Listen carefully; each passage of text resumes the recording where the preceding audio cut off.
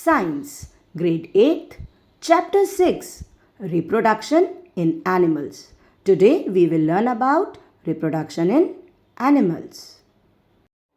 Contents of this chapter are Introduction, Modes of Reproduction, Sexual Reproduction in Animals, Male Reproductive Organs, Female Reproductive Organs, Fertilization and its types, Development of embryo and fetal growth, viviparous and oviparous animals, young ones to adults, asexual reproduction, types of asexual reproduction, case study and recapitulation. Reproduction refers to the process of producing young ones from the same species. Species refers to a group of organisms that can reproduce with one another in nature and can produce fertile offsprings. The process of reproduction is not essential for the survival but for the continuation of a species, means similar kind of individuals generation after generations. As if organisms did not reproduce, it will lead in the constant drop in population. So, reproduction gives rise to the organisms with the same basic characteristics as their parents. Modes of reproduction. Just as in plants, there are two modes by which animals reproduce. First is sexual reproduction. Second is asexual reproduction. So, the two modes of reproduction in animals are sexual reproduction and asexual reproduction. Sexual reproduction. Let us talk about sexual reproduction. Both males and females have different reproductive systems and organs respectively. The type of reproduction beginning from the fusion of male and female gametes is known as sexual reproduction. Gametes are reproductive cells. In the process of sexual reproduction, a male and a female gamete fuse to form a single cell called zygote. This zygote gradually develops into an adult similar to the parents. The individual that grows from a zygote receives the characteristics of both the parents, mother and the father.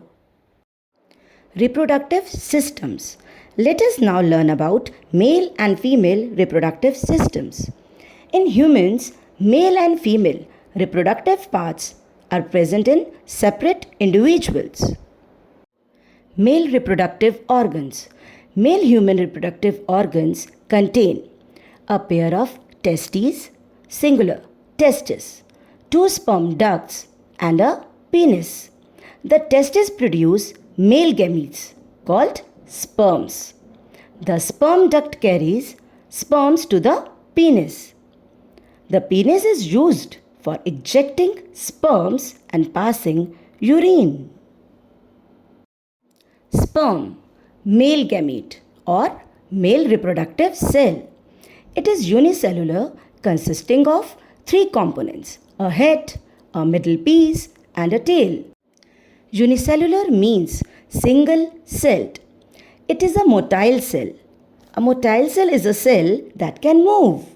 The tail in the sperms helps in the movement of the sperm to reach the egg in the female sex organs. Female reproductive organs. The female reproductive organs consist of a pair of ovaries, a pair of oviducts and a uterus. Uterus is an inverted, pear-shaped muscular organ where the egg after fertilization gets embedded. Female gametes or eggs called ova, singular, ovum, are produced in the ovaries. A single matured egg is released into the oviduct by one of the ovaries every month. Oviducts are also known as fallopian tubes. Ovum, female gamete, or we can say female reproductive cell. It is unicellular or single-celled. It contains a nucleus and cytoplasm.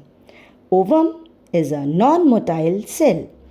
Human egg cell, ovum, is very small in size as compared to eggs of a duck or a hen. The largest egg discovered yet is of an ostrich. Fertilization, the fusion of a male gamete, sperm, with a female gamete, ovum, is called fertilization. During fertilization, the nuclei of the sperm and the ovum fuse to form a single nucleus. This results in the formation of a fertilized egg called zygote. Nuclei is a part of cell which contains chromosomes or the genetic information. This fusion is the reason that young ones not only have characteristics of one but both the parents. Types of fertilization. There are three major modes of fertilization. On the basis of where the fertilization takes place, it can be subdivided into various types: internal fertilization, external fertilization, IVF, or in vitro fertilization. Internal fertilization. Fertilization which takes place inside the body of the female is called internal fertilization. For example, internal fertilization takes place in humans, dogs, cows, and birds. External fertilization. Fertilization which takes place outside the body of the female is called external fertilization. In this type of fertilization, both the parents release their eggs outside of their bodies where their fusion takes place. For example, aquatic animals such as fish, starfish, and amphibians. Amphibians are animals who live in water as well as on land, such as frogs. IVF, in vitro fertilization. The fertilization of an egg that takes place outside the body in a test tube or in any other apparatus is known as IVF or in vitro fertilization. Vitro means test tubes or artificial environment. Test tube babies. In this technique, freshly released egg and sperms are put together for a few hours for IVF. In case fertilization occurs, the zygote is allowed to develop for about a week and then placed in the uterus of the mother. Complete development takes place in the uterus and the baby is born like any other normal baby. The term test tube babies is misleading because babies can't grow in test tubes.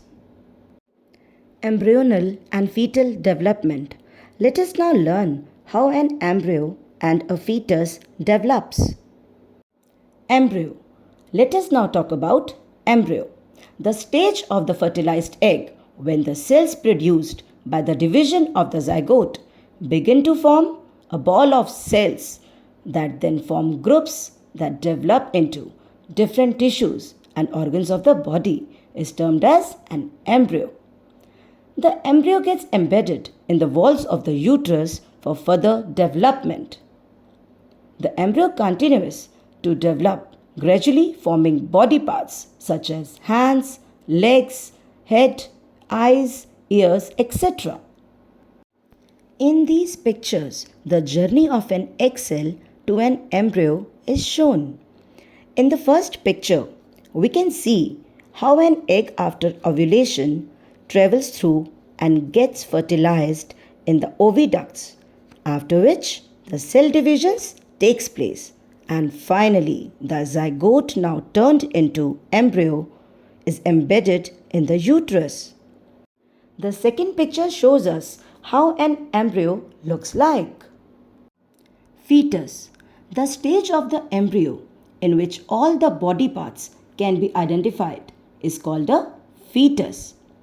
When the development of the fetus is complete, the mother gives birth to the baby. In this picture, we can clearly identify the fetus which looks similar to a baby growing in the uterus. Viviparous and oviparous. Let us talk about viviparous and oviparous animals. The animals which give birth to young ones are called viviparous. For example, lion, dog, cat, elephant.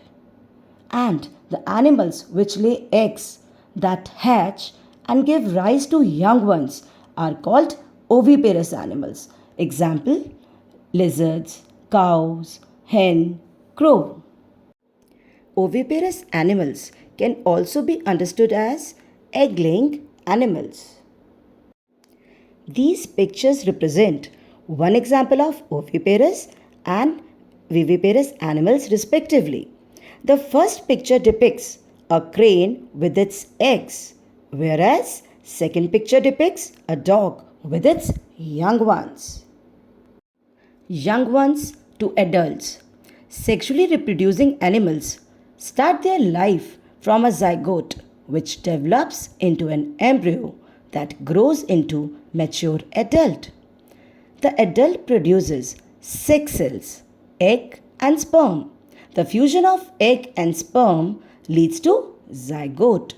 This whole cyclic order is known as life cycle. In some animals, the young ones may look very different from the adult. For example, in case of a frog, fertilized egg, zygote develops into tadpole, larva, which later develops into adult frog.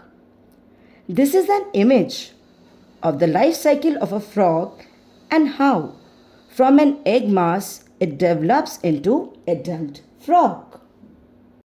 The tadpole larva, which is very different from the adult frog, is unable to jump, transforms into adult frog that is capable of jumping and swimming.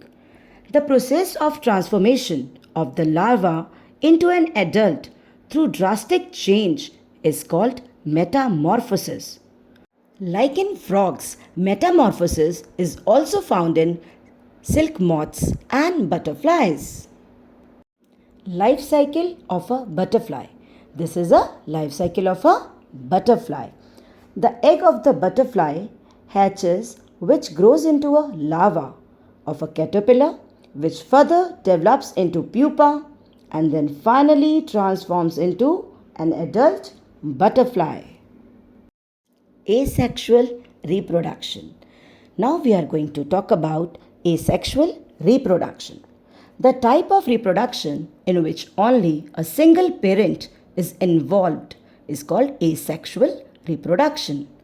In asexual reproduction, sex cells, gametes, are not produced. No fusion of gametes takes place for the production of zygote or offsprings. Examples of asexual reproduction are budding and binary fission. Budding.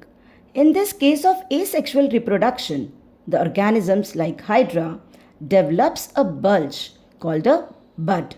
This bud develops into an adult Hydra-like structure which when gets separated from the parent Hydra leads independent life. Another example of asexual reproduction by budding is seen in yeast. In the given image, we can see a small bulge or extension coming out of the parent Hydra, which after completing its development separates from the parent Hydra. Binary fission. Let us talk about another type of asexual reproduction called binary fission. The word fission means to split. The process of reproduction in which an animal reproduces by dividing into two individuals is known as binary fission. Examples of binary fission. Amoeba asexually reproduces by binary fission. In the given image, we can see the parent amoeba is splitting into two new cells called daughter cells. Cloning. Cloning is the production of an exact copy of a cell, any other living part, or a complete organism. Let us learn more about cloning with the help of an example. Story of Dolly, the clone. Cloning is the production of an exact copy of a cell, any other living part, or a complete organism. Cloning of an animal was successfully performed for the first time by Ian Wilmot and his colleagues at the Roslin Institute in Edinburgh, Scotland. They successfully cloned a sheep named Dolly. Dolly was born on 5th July 1996 and was the first mammal to be cloned. Dolly was cloned from a mammary gland cell taken from an adult fin-dorsate ewe, another kind of sheep. Dolly lived for 6.5 years as a normal active ewe. Now we come to the last part, recapitulation of the chapter. Reproduction is essential for the continuation of the species. In humans, male and females are different. Testes produce millions of sperms.